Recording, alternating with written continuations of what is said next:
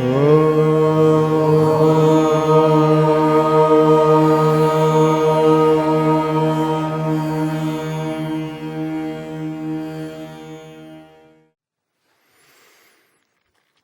is said sometimes that the spirit is willing, but the flesh is weak.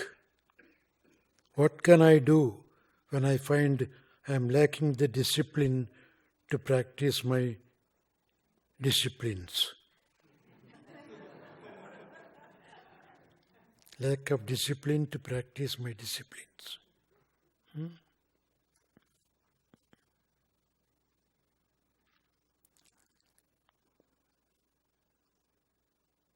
Don't eat the flesh anymore.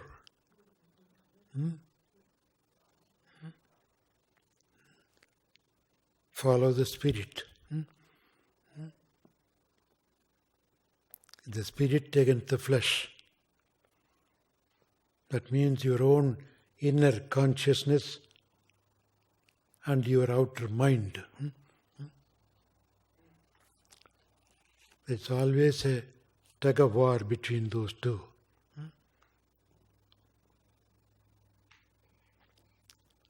So, which side you want to take? If you want to take the side of the spirit, ignore the argument of the flesh. It has been well spoiled and wants to go back to the same old route. So don't give in. Either control it or ignore it, if you can't control it. That is the eternal quest in all the spiritual approach. One of the great Tamil saints says, "This is a wild monkey running around. I find it hard to control it."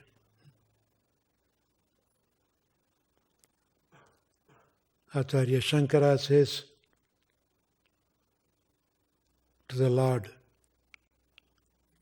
at one point was going around begging food. So to that Lord, Shankara says, "Lord, if you go like this, you are a young, handsome boy, good-looking man, nobody will give you food. Don't waste your time. But take a monkey with you, do some tricks. They'll be happy to see that and give you enough food. But you wonder, where could I get a monkey? I have a monkey. Take my monkey, go around, you get better food, I'll be also relieved from that." So, monkey mind.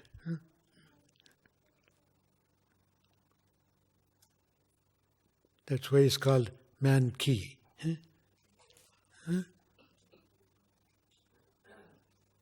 So what persistence will always bring success. Don't give up. Don't give up. And the mind wants to do something, just purposely try to do something opposite. To control the mind. Purposely.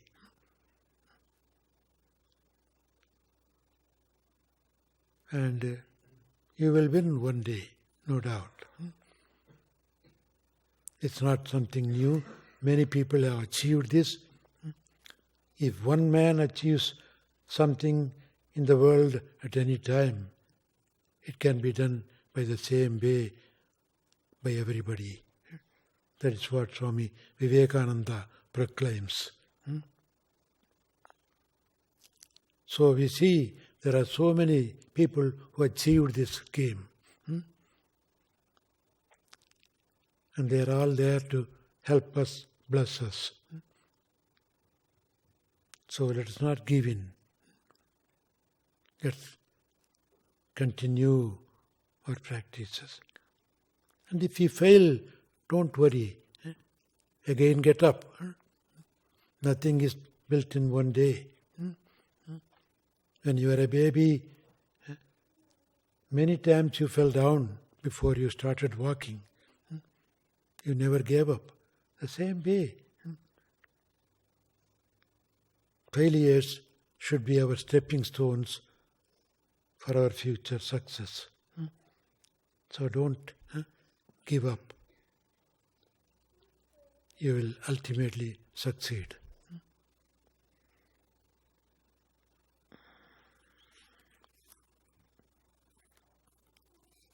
And of course,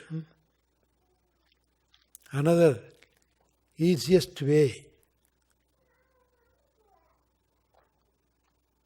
is to have a company of the people who want to achieve the same. The company. If you are in good company, even without your knowing, you will be able to achieve this. That's what you call satsanga. Good company. Good company. Acharya Shankara talks about satsanga. It will lead you to Jivan Mukti state, liberated living soul. It says, Satsangatve Nissangatvam, Nissangatve Nischalatatvam, Nischalatatve Jivan Mukti. Did I omit one line? Nirmogatvam. Yeah. I left the moha. That means when you are in satsanga, your mind never wavers.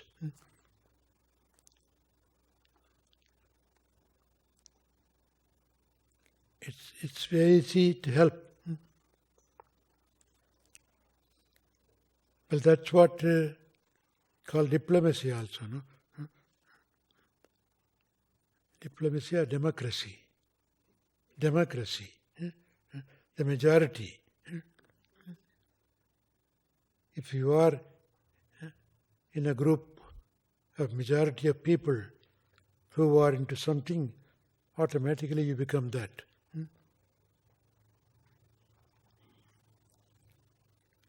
So you can always have company, not necessarily only people. You can have your pictures company, your books company.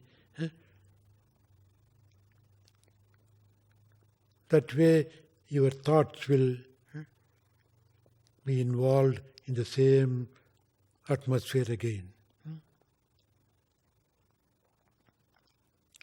Don't we see normally a fellow who wants to practice some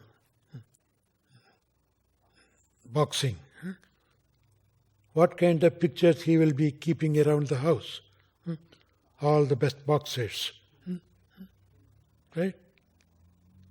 So automatically he feels inspired by them. A person who wants to be a star will have stars all around. So that is the reason why the company makes you easily possible whatever you want to achieve. So keep the good company.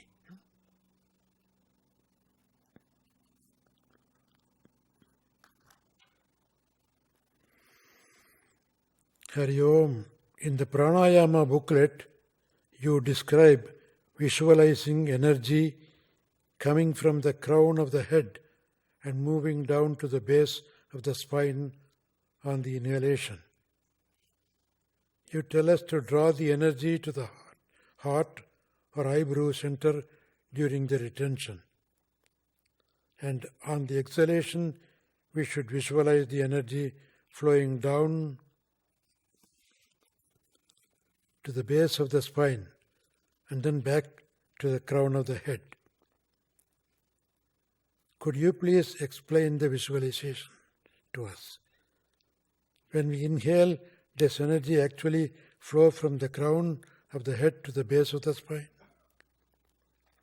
Why do we picture the energy going down and then up on exhalation? Thank you for your guidance.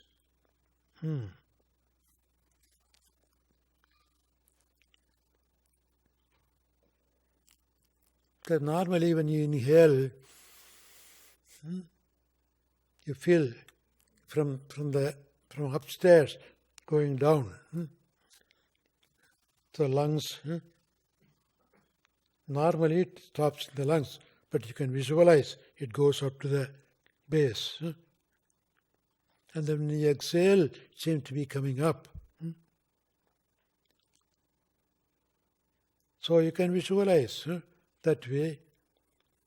Inhale deeply, let it pass through the spine, up to the Mooladhara chakra, the base. And when you even hold it as a kumbhak, you can even feel that area gets energized.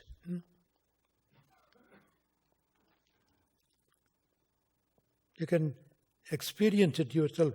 Once in a while, if you are simply, all of a sudden you think of holding the breath.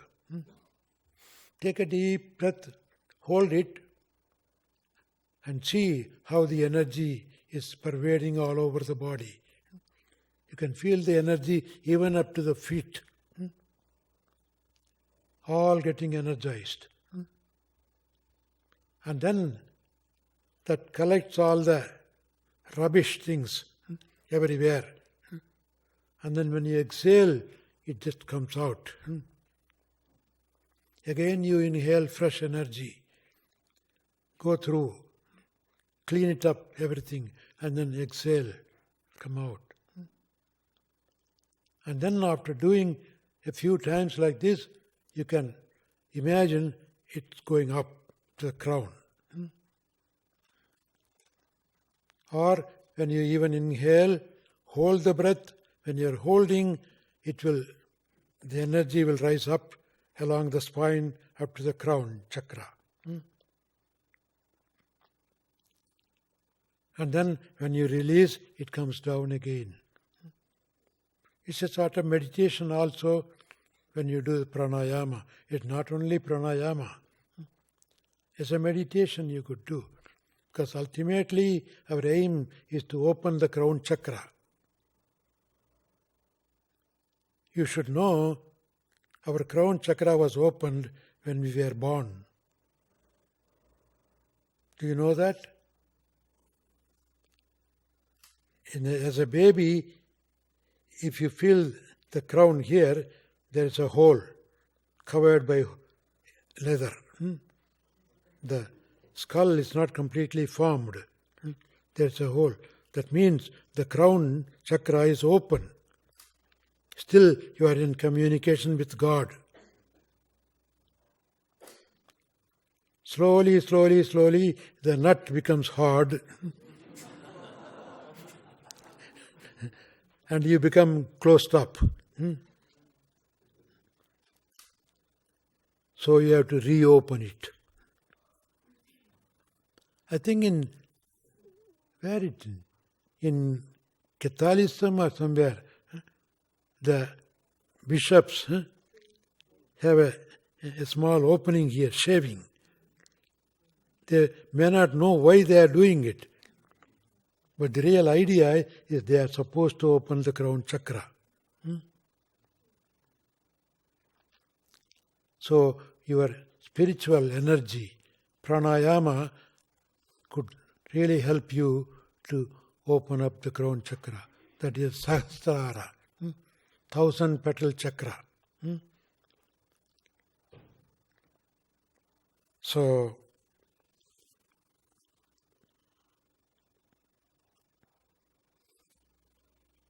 well, that's all I can say about that.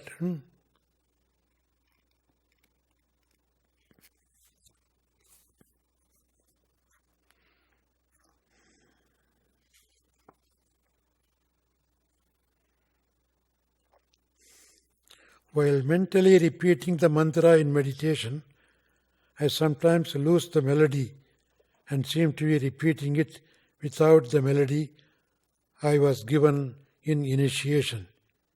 Is it important to focus on the melody?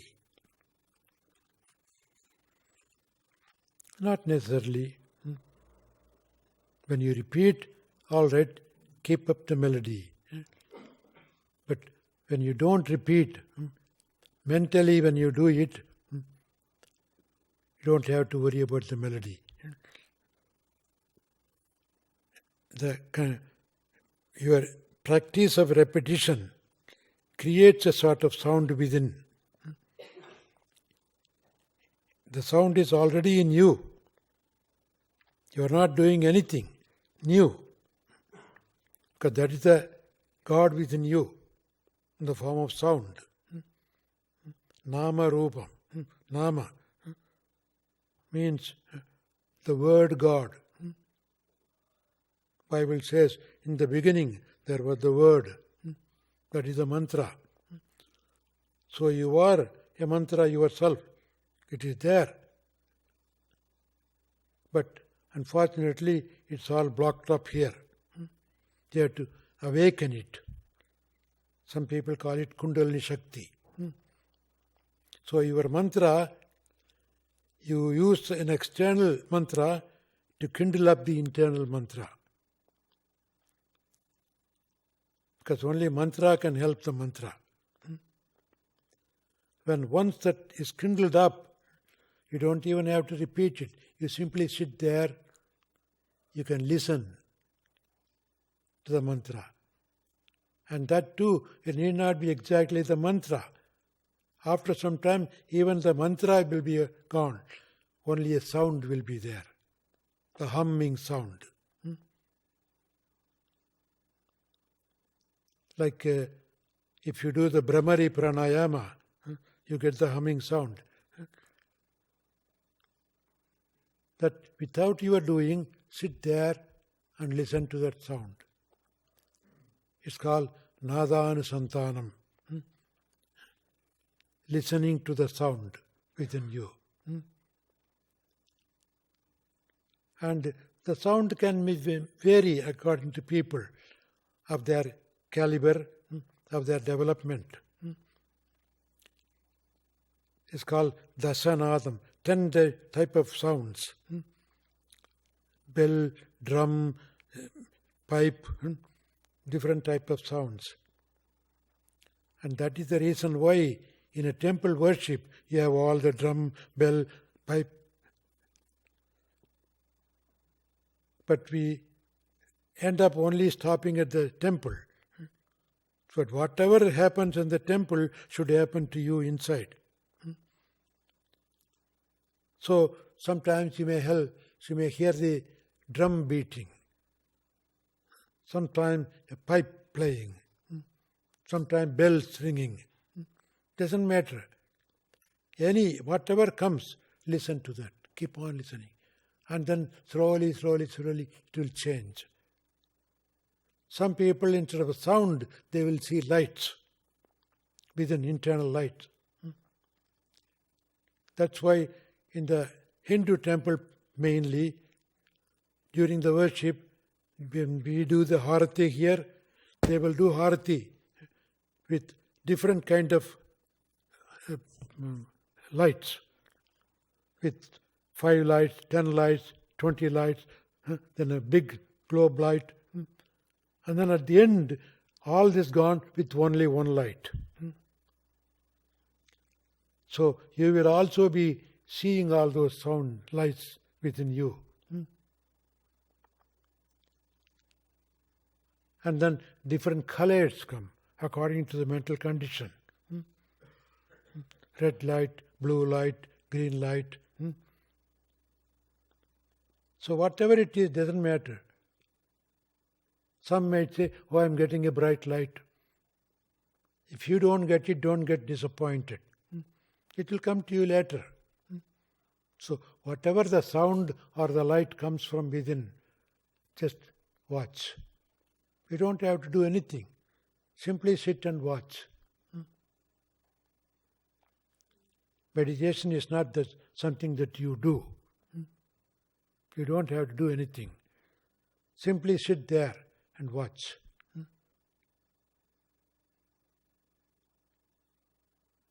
And that will change.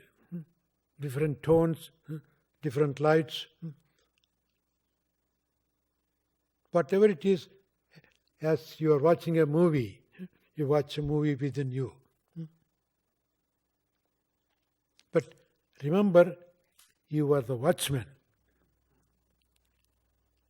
Whatever happens is not you.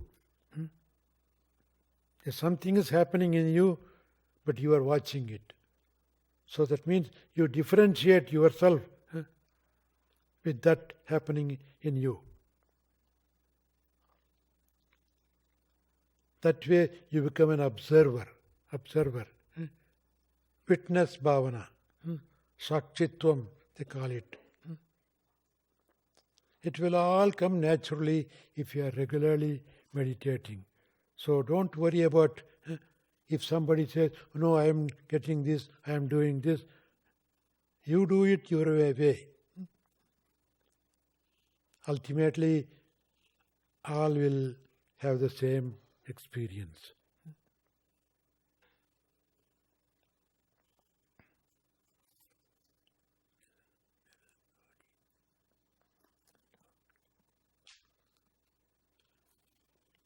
How do I let go of the past? As a child, I suffered some physical abuse. In therapy, I recently remembered that abusive situation. Some say I have to remember the pain, feel it, and embrace it so that I can release it. Is that true? I don't want the past to have power over me. But it does affect how I relate to people and situation. Unfortunately, that is the Western psychology. You have to go back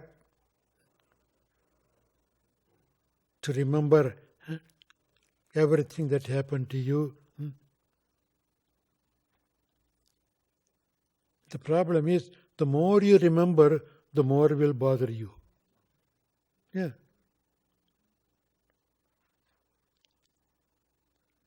You're supposed to forget it completely. Ignore it. Keep repeating it, keep remembering it means you are renewing it. It's almost like a wound. It's slowly closing up and you are scratching it. You're making a fresh wound. No. That is the reason why the mind should not be dealt with the past. People always make mistakes. We all go through a lot of experiences. There's no point in thinking of it. Think of the bright side. Think what you want to become instead of thinking what you were. The Western psychology wants you to go deep into the past problems. No, that's not the right thing. Pratipaksha bhavana, says Patanjali. If you have hatred feelings, you can't think of that again and again and again. Ignore it, think of the positive, loving thoughts.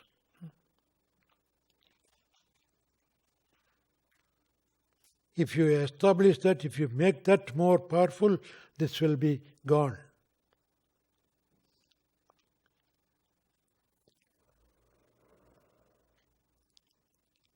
If you want the proof of it,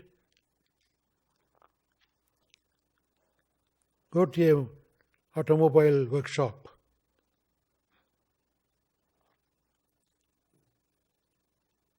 You take your car there to put up a new grease job. What do? The old grease is there. They don't take off every part clean up the old grease and put new grease and then assemble the pot. It's a wastage of time. You know what they do? That's a small nipple. In that nipple, fresh grease is forced in. If you force the fresh grease, the fresh grease goes there, penetrating in, pushing all the old grease out. That's what they do in grease shop. You can do the same thing. You have all rubbish, dirt, old grease, rotten thoughts. What do you want to do with it? Put a fresh thought in. Squeeze it. And then all the bad thoughts go away.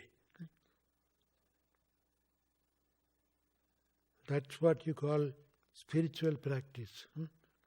Positive thinking. So don't worry about the past.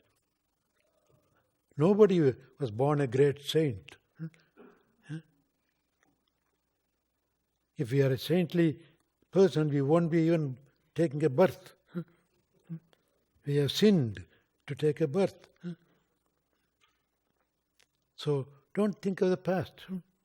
When you are a baby, you are crawling. You are smearing fecal matter all over the body. Do you want to think of it again and again?